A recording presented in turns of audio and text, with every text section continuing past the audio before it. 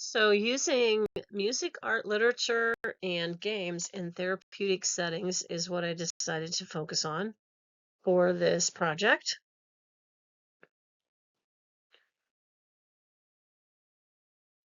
Traditionally, we think of therapeutic settings as office space, sometimes group space in a building, but I would say that therapeutic settings can be almost anywhere.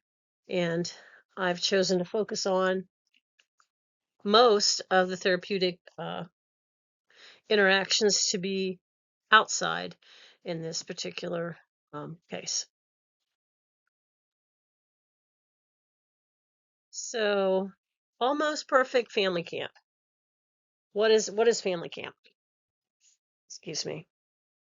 I have a lot of allergies. So, what is family camp? The reason why I emphasized and crossed out the word perfect was because so much of the media and what we see around us in the world today focuses on the perfect, the ageless, beautiful people that are got it all together, and I would say that sometimes families can feel very defeated because they're not the perfect family. They are a work in progress and they feel left out of a lot of situations. And so I thought maybe a family camp would help them realize what their strengths are and what they might need to work on as a family. And so that's how I'm defining this family camp. It will have of course, therapeutic guides, social workers or counselors that would work this and guide each one of the sections. So here is a picture of um, one side of a brochure that I designed, and you can see on it that this part shows a family out by the fire, and it's very inviting. It talks about on this over on the left side when it is, when it takes place, excuse me, where the location is, how to register, phone numbers, emails, website, what you can expect. And of course, the first thing is that it's free. So it's affordable to anyone that wants to be part of this. So that's a good thing. Also, one thing that sometimes keeps families from doing activities other than time of day, sometimes it does interfere with nap times and schedules and whatnot. But also, if you have very young children, it's hard to cart them around with you when you do try to go to something, whatever that something is. So we're providing childcare for 2 and under, excuse me, and that way, then the parents and the other children in the family can work on the goals that they have for the evening. And then every noted on here with the little flame is that we have a closing ceremony or closing activities where we can reflect on what we talked about and see what we got out of it, and together around the fire. And then also during that final, the final closing around the fire, we also have snacks that we're providing so that people can sit around in their chairs and their blankets on the ground, eat snacks with their family, and just kind of review and process the day. And then down here we have the 5 days and what goals we're focusing on for that day. This is the other side of the brochure right here that talks about different ways what we're going to have in our activities, different art. We'll have some art sprinkled in there, art therapy, music therapy, and games, role playing, and then reflection time where we process things that we talked about and how it applies to our lives and how we can use those things that we learned to strengthen our family. And then it talks about what the families get out of coming to this week long commitment, stronger connections, communications, problem solving, coping skills, and goal setting, which is important. And then over here, I put different numbers that it seems like anytime you need them, nobody knows where they are. And I thought this way they could just put this brochure in a desk drawer on the top or stick it on their refrigerator or their wherever, and then they can find this. It has the poison control, mental health crisis hotline, suicide prevention line, Mercer County Behavioral Health Commission, emergency shelter and housing, food assistance, and then children and youth services numbers at the bottom. Sometimes people need that connection. So that's why I put those on there as a resource. And then I wanted to go over a little bit of what we're going to focus on in each one of the days. So we're there for 2 hours. We're there 5:30 to 7:30 in the evening. I'm so sorry. I'm so allergic to everything. So I'm assuming, I guess I'm hoping, excuse me, that the families will have something to eat when they get home from school, and then they can venture over here, go through the programming, and then have some snacks that we have for them at the end by the fire. That is my assumption. So each day focuses on something different. So one day connecting, one day growth, one day coping, one day communicating, one day problem solving. So here's our daily schedule, the way it will break down. And I've designed a lot of different programs for groups of people, large and small. And I have events at my farm that I organize. And so this kind of pattern usually works pretty well, but again, it's flexible so that if it doesn't work, we change it. We aren't going to be so stuck to it. We want to do what works best for the families involved because that's the whole point. So, ideally, we would gather together in the large group opening session where they're checking in, they're getting where they need to go, putting them in their groups because there will probably be two or three families, depending on how many families are involved, two or three families together in a station. So then we'll move on after that opening time to the first station, and then some kind of person will be around to say, it's time to go to your next station. Oh, excuse me. Excuse me. And so there'll be helpers to do that to make sure people know when to move on to the next station. And then by the time they work themselves through the 4 stations, then the last station will be the group campfire, where we'll have our closing activities and our snacks. And we're planning to have that obviously outside with a real fire, but if we have to, we'll have a pretend fire on the stage so that we can make believe. All right, so day one, is connecting. And the theme of the day is this is us, right? So the clinical focus will be building safety, belonging, and family identity. And then different station activities could be the family flag or quilt square project. I don't if you know what a quilt square is. My grandmother used to make quilts, so I thought this would be nice. And people have done this before, where you have the little 3x3, 4x4 square of fabric. You can draw things that represent you as an individual and then blend those together with your other family members, and you can make it into a flag or sew them together and make it part of a pillow or a wall hanging, someplace of prominence so you can remind yourself of your individual family members, but you're also a working family unit. There's a strength scavenger hunt, so it builds a lot of interdependence and um, cooperative working together opportunities. Getting to know you game is kind of like the old. Um, I used to have a game for newlyweds where you would have to see how well you knew your spouse by answering questions about them when they weren't sitting there, and then you'd come back out and see if you could guess what they were going to say. And I thought it would be good to have a little spin off of that for family. Like, how well do you know your family members? Do you know what their favorite ice cream flavor is?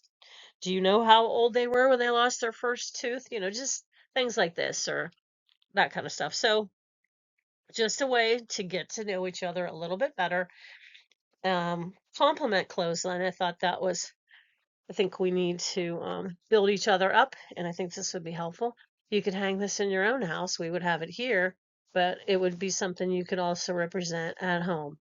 Putting that little piece of string up from something to something, and then clipping on nice things you could say about people in your family. It's helpful. And then the campfire clothing would focus on what I appreciate about my family. And then as we're going around the campfire, different people can choose to share, kids, adults, whoever wants to share, what do they appreciate about their family. I think that would be nice. Okay, day two is communication, right? So the theme there is speak, listen, and understand. It's easy enough to speak sometimes. It's harder to listen and sometimes even harder to understand what people are saying. So we have to focus on that. So the clinical focus is healthy communication patterns, and skills you would need to build would be listening and empathy and I statements, emotional expressions, conflict prevention, and different station activities could include filling charades, switching the seats, role reversal scenarios. Um, we've done them here. I've done them in other classes, and I've done them in different jobs that I've had. I think it's a good way of walking in somebody else's shoes for a little bit to see how they might feel about things. Communication Jenga prompts. I don't know if I'm going to get giant Jenga for that or just regular Jenga. I'm not sure. Sometimes people like the big pieces. Listening challenge game and family soundtrack. So songs that describe your family. And I thought that could be interesting to see what songs people would choose that represent themselves, right? Um, and then for this night, we would have campfire closing, which would be one thing I want my family to know.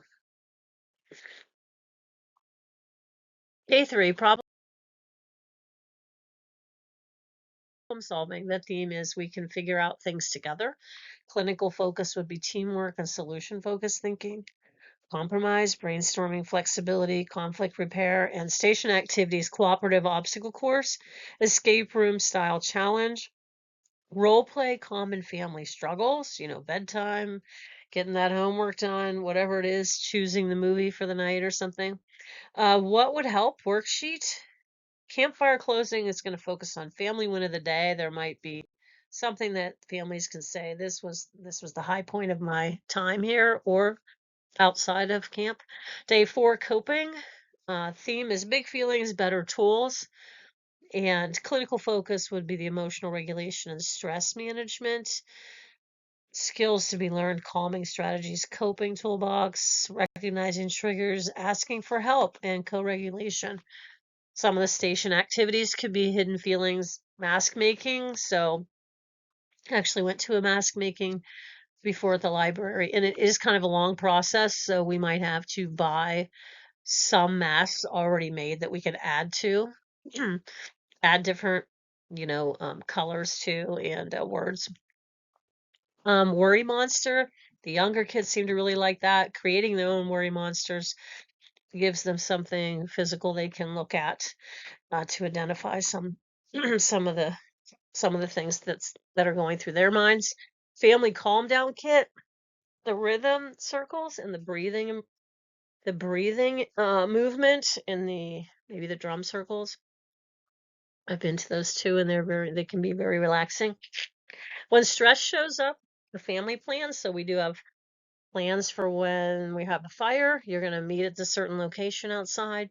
I feel like we need to have when stress shows up, family plan as well. When this happens, here's what we're going to do. And then everybody clearly knows what part they need to play. Campfire closing focus will be quiet reflections on and hope stones. So during the time they can design, the stones don't necessarily need to be decorated quite like the ones in this picture, but they can write words on it, words of encouragement, whatever they want to do, and they can take those stones home.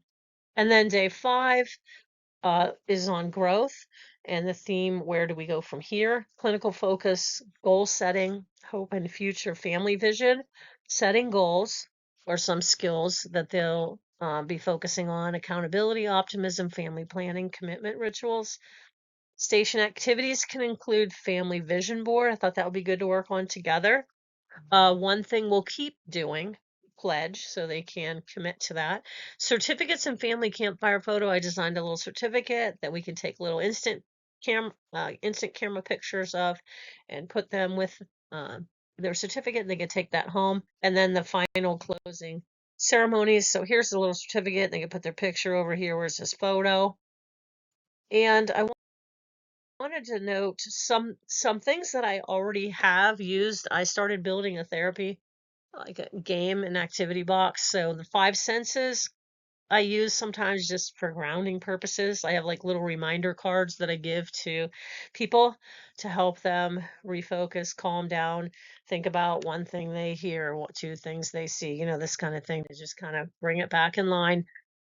And this was a game that I got when I was working with therapy dogs, the Live Your Values deck, and it has different values like sense of order, peace, whatever it is that is important to you, and you choose the cards that you think represent what is most important to you. I think it's good to identify that. This Anxiety Cubes game is a really good game that we used when I was working in with drug and alcohol clients, and they had a hard time with some of these. So the idea here is you'll roll a die. Like I just rolled this one and it says social media. So that's where. So say I'm on social media, and then it comes to peers. So my peers are on social media, and a sibling. So a sibling and peers on social media, and then the two green die you roll. So if I'm getting stressed out about being on social media, you roll one of the green die, and it'll say, like, here's something you can do: positive self-talk to try to talk yourself out of the situation, or breathing exercises. It's a good game. And so I feel like the kids can benefit from it as well as adults. The kindness cards are also in my collection. I actually got them at the dollar store, and you just go through the deck and you pick one and then you carry it out, teaching empathy and compassion and thinking of other people. Like one of the cards might say, compliment a friend. That's so easy. It doesn't cost me a single penny. I can tell somebody something nice. Um, Read a book or share a joke with someone. So, these are free of charge things that just help us learn kindness and empathy. This one I also have in my collection, 100 interactive questions. I like this because it has so much. It Coping skills, anger management, the list goes on, relationships, goal setting. When you get stuck, how do you get unstuck? Substance abuse also in here, emotions, critical thinking, how to debate without, arguing, I guess you could say, respectfully. And here's an example of one of the cards. So it says, what's the point? Share your favorite quote or apply this quote to your life. You can't hit a home run unless you step up to the plate. Kathy Seligman. So you just take this quote and you think about it a little bit, and then you respond to it, and then other members of the group respond to it. Or you could even use this in an individual therapy session too. Just good prompts to help people think. You'd have to go through the deck and pick out the ones that you think would focus most closely on what the client's needs are, obviously, before you can't just willy-nilly go through the deck. Plus, you would want to know which ones would be child friendly, and which ones would not. And this last one, this is called We See Nature, and I haven't used it yet, but I did buy it because I like nature. And what it does, it kind of plays like domino.